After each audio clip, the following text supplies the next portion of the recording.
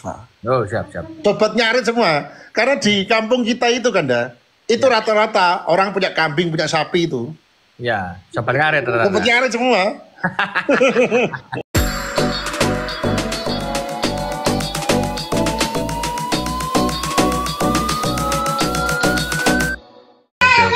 Totalnya itu. Totalnya 21 miliar tapi masuk divisi 1. Padahal 21 miliar itu secara marklok berapa marklok itu? Ya 20-an. Lah ya, semua pemain Persijap setara satu pemain.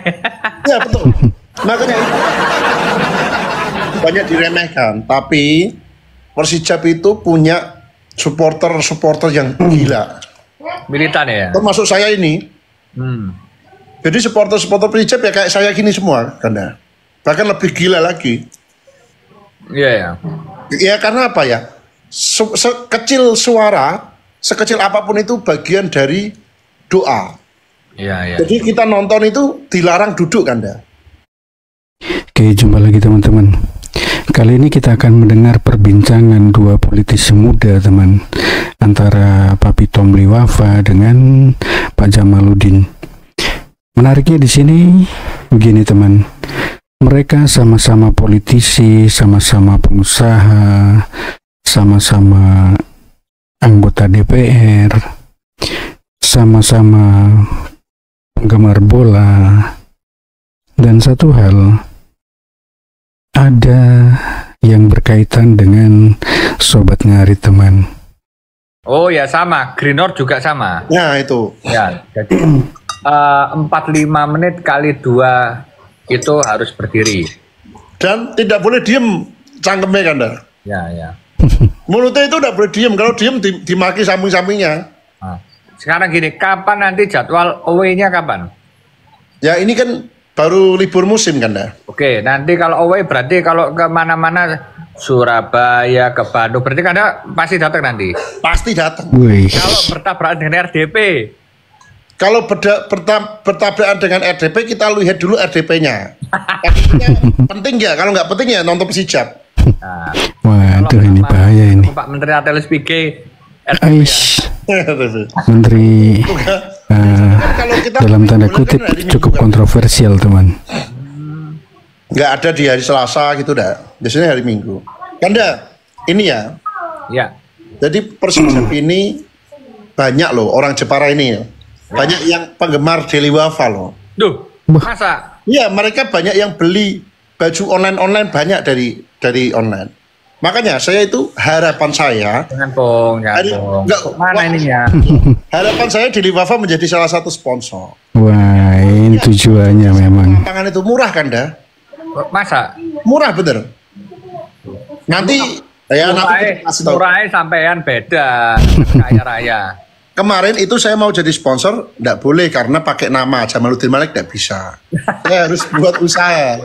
Ini nanti saya diajari kayak ada Tom usaha ini. Ayo usaha bos. Ayo, kita buat smelter ya. Duh. Ngeri, Rek. Smelter itu bahasa-bahasanya itu kalau nggak punya duit 1 triliun nganggur itu ya nggak bisa toh bos. Smelter batu bata, bos.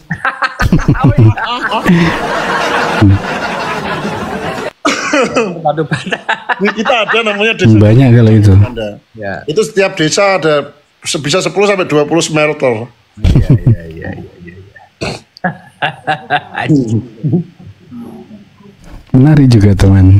Kanda, ini buka apa? Buka puasa apa? Saya pakai telur dadar sama nasi sama kecap. Oke. Kalau sekarang Kanda pesen-pesennya gimana ini buat kawan-kawan anak-anak Jawa Timur sama teman-teman dari Jepara kan? Kalau saya lihat kan perjuangannya Kanda luar biasa, tapi teman-teman kan butuh disemangati. Jangan-jangan Kanda dulu aslinya anak orang kaya tapi nyamar, jangan-jangan. Jadi saya itu udah ada apa-apanya sama Mas Tomli Wafa ini. Saling merendah. Rumahnya gede. Beliau ini Ferrari ada, Lamborghini ada, semua ada ini di rumah. Enggak. Jadi Kanda satu hal. Banyak orang itu suksesnya itu secara teoritis. Oke. mohon maaf ya, ini bukan menggurui, ini buat adik-adik kita. Kalau ada ini nggak boleh ini. Nggak ada. Ini kan buat kawan-kawan terus. Jadi suksesnya teoritis, harus kerja keras, harus begini kayak gitu. Tapi teoritis itu buat saya itu tidak berlaku kan. Buat saya yang berlaku adalah ridho birrul walidain. Apa itu?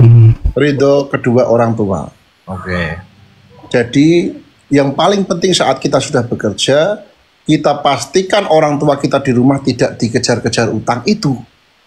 Gitu ya.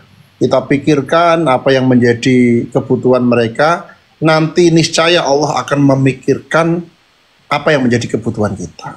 Oh, aduh, siap. Ketika nanti kayak kenal kayak Kanda gini kan nggak sengaja. Gitu. Berarti kalau orang hubungannya sama orang tuanya kurang bagus, pasti rezekinya seret pasti ya?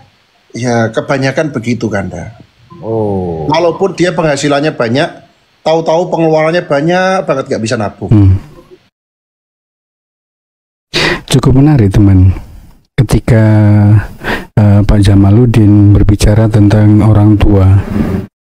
Karena kalau kita lihat, Mas Iyun juga begitu menghargai, begitu patuh kepada orang tuanya ya.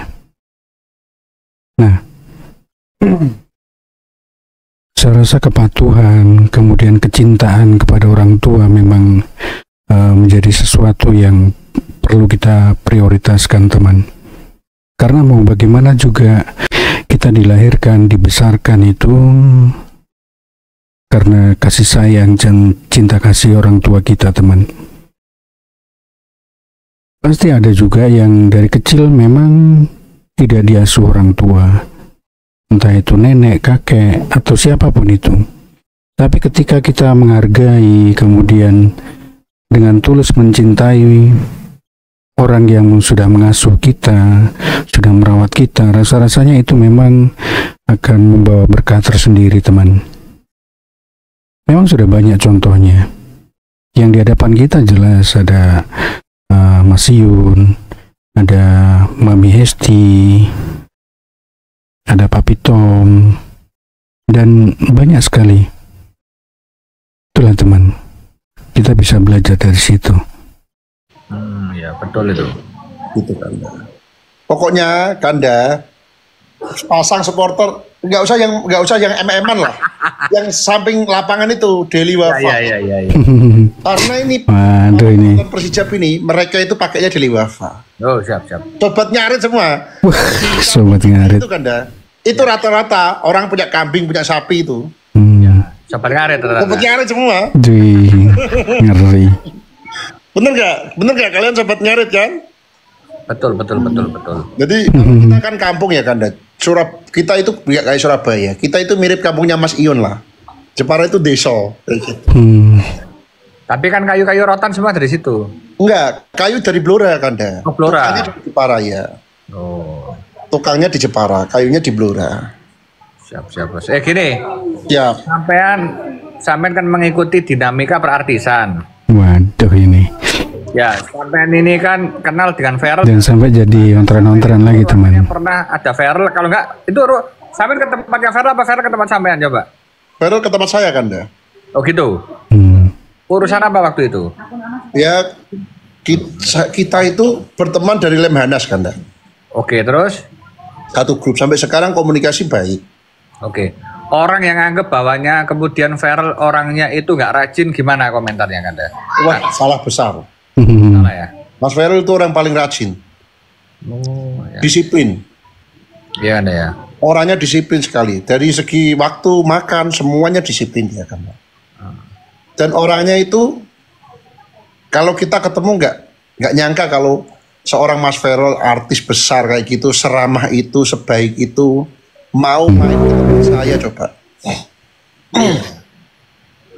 Itu nggak bahas apa-apa Kanda, hanya ngobrol biasa. Iya. Makanya itu, wah. Jadi artis-artis yang ada di DPR ini mereka memang layak jadi anggota dewan. Oh iya. Layak sekali. Bukan karena hanya modal tenar itu, bukan. Oh. Komentarnya kalau tentang Feral sama Fuji itu gimana itu? Nah, Feral sama Fuji itu sebenarnya kalau saya berdoa sih mereka berjodoh kan.